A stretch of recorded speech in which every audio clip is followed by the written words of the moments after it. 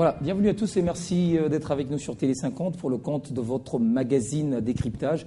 Un nouveau numéro Décryptage après celui réalisé avec Francy, le seul rescapé de l'appareil de la MONUSCO qui s'est écrasé ici à Kinshasa il y a quelques mois. Aujourd'hui, nous allons parler d'autre chose. Ce ne sera pas l'élection, pas la campagne non plus, mais nous allons parler santé en République démocratique du Congo avec un autre invité qui nous vient de Washington aux États-Unis. Lui, il s'appelle Khalil Gueye.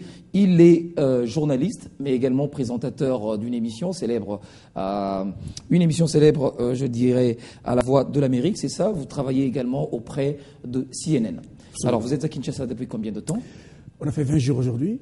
Merci de me recevoir d'abord sur votre plateau. Nous avons fait 20 jours en RDC. Et nous avons pu nous déplacer à l'intérieur, à Kananga, Lubumbashi, Goma. Et back to Kinshasa. Voilà. Vous êtes revenu à Kinshasa. Aujourd'hui, on va parler de votre projet, un projet qui s'intitule Votre santé, votre avenir, qui est également une émission de la Voix de l'Amérique. Voulez-vous nous parler un tout petit peu de ce projet que vous venez de mettre en place ici, en République démocratique du Congo? Voilà, de quoi s'agit-il exactement? Merci. La Voix de l'Amérique, dans une révolution, a créé cette émission qui s'appelle Votre santé, votre avenir. C'est une émission qui marque une première dans l'histoire de la radiodiffusion et de la télévision internationale. Nous voyons un pays, une radio, qui conçoit une émission sur un sujet donné pour un pays donné, pour la RDC. Alors c'est la lutte contre le VIH en RDC. En RDC essentiellement. Essentiellement en RDC, mais l'émission est quand même écoutée dans le monde. Mais l'objectif principal, c'est lutter contre le sida en RDC. Lutter contre le sida en République démocratique du Congo, ça vous l'aviez dit, radio, mais ce projet à Kinshasa, de quoi s'agit-il exactement? Pourquoi vous avez mis ce projet à Kinshasa? Quel est l'objectif poursuivi? Voilà, je présente l'émission, je l'écris et je la présente toutes les semaines, et nous avons 10 correspondants qui nous envoient chaque semaine des reportages des différentes provinces. Kisangani, le Lubumbashi, le Katanga, Bujimaï, Kasai, Oriental, Kasai occidental, avec Kananga, etc. Et ces reporters, chaque semaine, travaillent sur un sujet que je donne. Ils choisiront une langue, ou en discuteront avec moi en tout cas, et me produisent ce reportage ces reportages constituent le corps de l'émission. Et cette émission a aussi comme invité des experts congolais qui sont des spécialistes de la lutte. Ça peut être aussi des personnes qui vivent avec le virus. Donc cette émission roule depuis 6 mois maintenant. Alors nous avons décidé de venir sur place pour nous rendre compte exactement de la réalité de la lutte et justement de l'impact que l'émission peut avoir. Donc pendant que nous sommes arrivés, quand nous sommes arrivés ici, nous avons travaillé sous 2 angles. 2 angles. D'abord, le premier, regrouper les journalistes qui s'intéressent à la question du sida et faire ce qu'on appelle un échange par rapport aux meilleures pratiques dans le métier. Comment écrire un bon reportage télévision, un bon reportage radio, ou un bon reportage de journal, ou encore un bon texte pour Internet, parce qu'il faut compter maintenant avec les plateformes des médias sociaux, et un texte qui pourra en tout cas amener les gens à changer de comportement et amener les autorités à prendre des décisions importantes dans le cadre de la lutte. Et nous avons donc fait la formation partout où nous avons été. À Kinshasa également? À Kinshasa, à Kananga, partout où nous avons été. En même temps, nous avons réalisé des émissions radio-télévisées que j'ai présentées moi-même dans des endroits sensibles, c'est-à-dire les lycées, les collèges, les écoles primaires et aussi, spécialement à Lubumbashi, nous avons fait une émission à la faculté, à l'université, devant les élèves journalistes. Parce que c'est un moyen pour nous d'intéresser ces journalistes en herbe, n'est-ce pas, au reportage sur la santé. Très bien, Khalil. Alors, d'autres questions, c'est celle de savoir exactement les dernières informations que vous avez pu recueillir en matière de lutte contre le sida ou les efforts de lutte contre le sida en République démocratique du Congo, de manière très brève. Bon, en réalité, il y a beaucoup de problèmes, mais il y a l'espoir. Le taux général, c'est 3,12, je crois. Je parle sous le contrôle des experts congolais qui m'écoutent. Oui. Mais il y a aussi une espèce de nouvelle attitude des Congolais par rapport au VIH. Il y a une nouvelle compréhension de ce phénomène et une nouvelle décision de lutter contre la maladie. Et parmi ces nouveaux phénomènes, nous avons la décision que certaines personnes vivant avec le VIH ont prise de contribuer ouvertement à la lutte. J'en ai eu. Ça veut dire quoi exactement? Et ces personnes viennent devant les journalistes pendant la formation. Des personnes vivant avec VIH? Avec le VIH, c'est-à-dire des personnes qu'on appellerait, qui ont la maladie, qui portent le virus. Je ne dirais pas qu'ils sont malades. Parce que justement, ça faisait partie aussi de la formation. PVV. C'est-à-dire que la formation, nous avions aussi amené les journalistes à comprendre les termes qu'il faut utiliser. Parce qu'il ne faut pas discriminer en utilisant un mot qui n'est pas respectable ni respectueux par rapport à la personne, par rapport au sujet.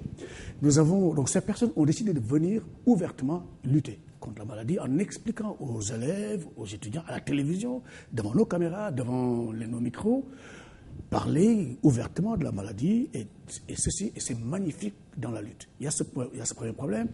Le deuxième axe, c'est les docteurs. Les experts congolais, nous en avons rencontré, le docteur Kapend, le docteur Mboyo, il y en a d'autres dans les provinces qui sont d'éminents experts qui ont contribué aussi à la lutte en expliquant la maladie, en travaillant dans la prévention, en travaillant dans la prise en charge, parce que si la prévention est dépassée, une fois que la maladie est là, on ne peut plus parler de prévention. Il faut maintenant parler de prise en charge. Et c'est là que nous parlons des antirétroviraux, qui sont vraiment actuellement la seule chance dont disposent les personnes, les PVV, les personnes vivant avec le virus, pour justement faire face à la vie. On a rencontré des gens extraordinaires, des gens qui ont pu dire, qui disaient aux journalistes, je me porte mieux que vous, parce que j'ai des antirétroviraux. C'est des médicaments qui permettent de renforcer ce qu'on appelle les CD4, les systèmes immunitaires, les globules blancs qui sont en général attaqués par le virus. Une fois que le virus attaque les globules blancs, il diminue la force de défense que nous avons, et ainsi n'importe quelle petite maladie peut vous emporter. Voilà, peut vous emporter. Oui. Donc, avec les antirétroviraux, on a vu des personnes vivant avec le VIH qui se portent comme vous et moi. Et aujourd'hui, malheureusement, on fait face à une espèce de crise parce que les bailleurs... Alors dites-moi exactement le constat fait sur place dans toutes les provinces où vous êtes passé, notamment à Kinshasa. Est-ce que vous avez trouvé qu'il y a véritablement un accès ou l'accès de ces antirétroviraux aux personnes vivant avec le VIH? Est-ce qu'il y a-t-il un succès? Il y a assez facile. Absolument, il y a un succès. Il y a même les antirétroviraux, les personnes vivant avec le VIH qui se sont organisées en association, donc gérant la réception, le partage, la distribution des antirétroviraux. C'est vrai que c'est des médicaments chers, mais qui sont donnés gratuitement grâce aux bailleurs, qui sont nombreux. Le fonds qui s'occupe justement de ce programme que nous avons ici en RDC s'appelle le PEPFAR. C'est le fonds du président des États-Unis dans la lutte contre le sida. Mais avec le PEPFAR, nous avons d'autres bailleurs que sont l'ONU-SIDA, etc., l'OMS. Malheureusement, nous avons constaté depuis quelque temps que certains bailleurs se retirent. Se retirent pour des raisons qui ont été soit explicitées, soit incomprises. Mais la réalité est que nous sommes convaincus que ces bailleurs vont revenir très très prochainement. Alors, une autre question également, on a comme l'impression en République démocratique du Congo, les sujets portant à la lutte contre le sida est un sujet tabou. On n'en parle pas trop dans les écoles. L'utilisation de préservatifs, c'est le constat que vous avez fait également? Oui, mais il n'est pas seulement particulier au Congo, et en général dans le monde entier, en Afrique et même aux États-Unis, c'est un sujet tabou. Les gens pensent que c'est le désespoir. Alors voilà pourquoi j'ai été fortement impressionné par l'implication des personnes vivant avec le VIH qui viennent ouvertement et qui disent, voilà, je porte le virus, mais je me porte très bien. Alors, pendant notre tournée, nous avons pu échanger avec les étudiants, les élèves qui ont posé des questions directement à ces personnes. Des questions difficiles, parfois, mais qui ont toutes trouvé réponse auprès des personnes vivant avec le VIH. Alors, est-ce que comment vous les avez convaincus, ces personnes vivant avec le VIH, à se présenter par exemple en public et bien évidemment d'expliquer, d'évoquer ce problème alors qu'ils portent en eux ce virus? Comment les avez-vous convaincus? La tâche a été facile. En fait, ça n'a pas été facile ni difficile parce que je n'ai pas travaillé à la conviction de ces personnes pour les amener sur le plateau, mais les experts qui travaillent régulièrement avec ces personnes, les ONG, les docteurs dont j'ai parlé il y a un instant, c'est des personnes qui au fil des années, on réussit à le convaincre qu'il fallait être là, expliquer. Donc, on n'a pas eu de problème. Partout où nous avons été, nous avons eu des personnes. On s'est même bousculé à Lubumbashi. Il y a des personnes vivant à l'VIH qui voulaient être là aussi. Malheureusement, le plateau était petit et on avait de la place que pour 2 personnes. Donc, il n'y a pas eu de problème. Ce qui veut dire qu'au Congo, on a une meilleure compréhension de la maladie et qu'on est prêt à mieux se battre contre cette maladie. Et ça, c'est un avancement. Très bien, Khalil. Alors, une autre question également, Khalil.